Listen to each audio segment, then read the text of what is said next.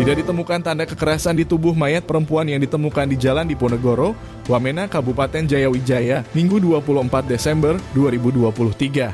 Hal itu diungkapkan Kapolres Jayawijaya AKBP Heri Wibowo SIK saat dikonfirmasi tribunstrip.papua.com Selasa 26 Desember 2023. Pihaknya pun tengah mengumpulkan keterangan dari saksi-saksi di sekitar lokasi penemuan mayat tersebut.